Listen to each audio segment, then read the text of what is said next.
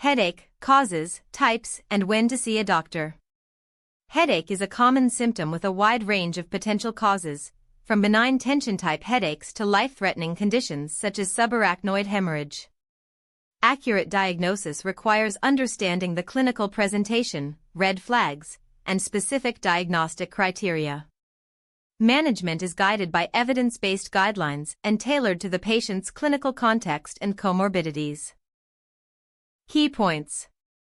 Headache is a common symptom affecting 45% of adults globally, with tension-type headaches being the most prevalent, 18% of the population. Migraine affects 12% of adults, with a female predominance, 3-to-1 ratio. Cluster headaches are rare, affecting 0.1% of the population, and are more common in men. The International Classification of Headache Disorders, ICHD-3, provides diagnostic criteria for all headache types, including specific duration, frequency, and associated features. Red flags for secondary headache include sudden onset, unilateral location, neurological deficits, and new-onset headaches in adults over 50. Immediate imaging is indicated for patients with red flags, with non-contrast CT being the first-line modality. Acute migraine management includes triptans, e.g., sumatriptan 50 to 100 mg orally, and NSAIDs, e.g., ibuprofen 400 mg. Chronic migraine is defined as headaches occurring greater than or equal to 15 days per month for greater than or equal to 3 months. Preventive therapy is recommended for patients with greater than or equal to 4 headache days per month. For patients with suspected subarachnoid hemorrhage, a non-contrast CT of the head should be performed within 6 hours of symptom onset. In patients with suspected meningitis, lumbar puncture is indicated if clinical suspicion remains after 24 hours of antibiotic therapy. Overview and epidemiology. Headache is one of the most common symptoms encountered in clinical practice, with a global prevalence of approximately 45% in adults. Tension-type headaches, TTH, are the most common, affecting 18% of the population, while migraines account for 12% of adult cases. Cluster headaches are the least common, affecting 0.1% of the population, with a male predominance. Headache prevalence increases with age, peaking in the 30 to 40 age group, and is more common in women, particularly for migraines, 3-to-1 ratio. The incidence of secondary headaches, such as those caused by intracranial hemorrhage or tumors, is lower but critical due to their potential for severe morbidity and mortality. Risk factors for primary headaches include stress, sleep disturbances, hormonal changes, and dietary triggers. Secondary headaches are more common in older adults and may be associated with comorbid conditions such as hypertension, diabetes, and cancer. The World Health Organization, WHO, classifies headache as a leading cause of disability worldwide, with significant impact on quality of life and productivity. Pathophysiology.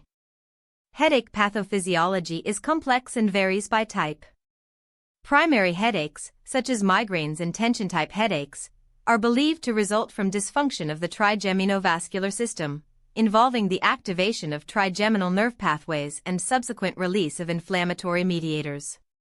Migraine is associated with cortical spreading depression, a wave of depolarization that spreads across the cerebral cortex, leading to neurogenic inflammation and vasodilation. The release of calcitonin gene-related peptide, CGRP, and substance P contributes to the inflammatory cascade and pain perception. Tension-type headaches are thought to arise from muscle contraction in the scalp, neck, and shoulders, with evidence of central sensitization and altered pain processing. Cluster headaches are characterized by episodic attacks of severe unilateral orbital, supraorbital, or temporal pain, often accompanied by autonomic features such as lacrimation and nasal congestion. These are associated with hypothalamic dysfunction and the release of vasoactive peptides. Secondary headaches result from underlying pathologies such as intracranial hemorrhage, meningitis, or brain tumors. The pathophysiology of these conditions involves direct compression of cranial nerves, meningeal inflammation, or increased intracranial pressure. The exact mechanisms of many secondary headaches remain under investigation, but imaging and laboratory studies are essential for accurate diagnosis. Clinical presentation. Headache presentation varies widely, with primary headaches typically characterized by unilateral or bilateral pain, throbbing quality, and associated features such as nausea, photophobia, and phonophobia. Migraine attacks often last 4 to 72 hours and may be preceded by an aura, which includes visual disturbances, numbness, or speech difficulties. Tension-type headaches are usually bilateral, pressing or tightening in quality, and not associated with nausea or photophobia. Cluster headaches are severe, unilateral, and often occur in clusters over weeks or months, with associated autonomic symptoms. Secondary headaches may present with sudden onset, unilateral location, or neurological deficits such as focal weakness, speech disturbances, or visual changes. Red flags for secondary headache include age over 50, new onset headache, sudden onset, or associated neurological symptoms. Patients with a history of head trauma, recent surgery, or cancer should be evaluated for intracranial pathology. The presence of fever, neck stiffness, or altered mental status suggests meningitis or encephalitis. Headache associated with trauma may indicate concussion or intracranial hemorrhage. The clinical presentation is critical for guiding diagnostic workup and determining the urgency of imaging or laboratory testing. Diagnosis. Diagnosis of headache requires a thorough history and physical examination, with the use of validated diagnostic criteria such as the International Classification of Headache Disorders, ICHD-3. For migraine, the criteria include at least two of the following: unilateral location, pulsating quality, moderate to severe pain, and aggravation by physical activity. For tension-type headache, the criteria include bilateral, pressing or tightening quality, no nausea or photophobia, and no neurological abnormalities. Cluster headaches are diagnosed based on the presence of severe unilateral orbital, supraorbital, or temporal pain, with at least 5 attacks per day for at least 1 week, and associated autonomic features. Red flags for secondary headache include sudden onset, unilateral location, neurological deficits, and new onset headache in adults over 50. Immediate imaging is indicated for patients with red flags, with non-contrast CT being the first-line modality. Laboratory tests may include complete blood count, CBC, erythrocyte sedimentation rate, ESR, and C-reactive protein, CRP, for infection or inflammation. Lumbar puncture is indicated for suspected meningitis if clinical suspicion remains after 24 hours of antibiotic therapy. The Wells score for headache is not widely used, but the presence of red flags should prompt urgent evaluation. The diagnostic approach should be tailored to the patient's clinical context, with imaging and laboratory studies guided by the presence of red flags and the likelihood of secondary causes. Management and treatment. Management of headache is guided by the type and severity of the condition, with a focus on acute and preventive strategies.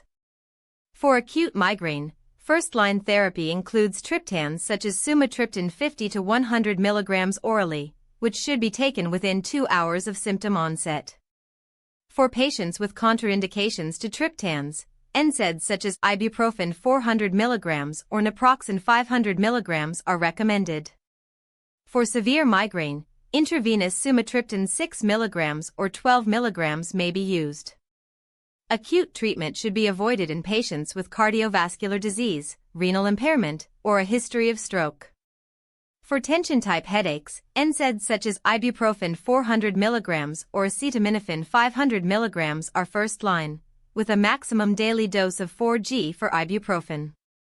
Chronic migraine is defined as headaches occurring greater than or equal to 15 days per month for greater than or equal to 3 months, and preventive therapy is recommended. First-line preventive medications include beta-blockers such as propranolol 40 to 160 mg daily, anticonvulsants such as valproate 500 to 1000 mg daily, and antidepressants such as amitriptyline 10 to 75 mg daily.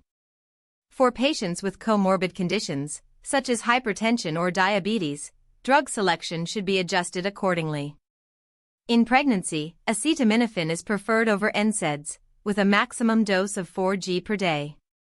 For patients with chronic kidney disease, CKD, dosing adjustments are required for all medications, with avoidance of NSAIDs in those with severe CKD. In elderly patients, the risk of adverse effects is higher, and lower doses of medications are recommended.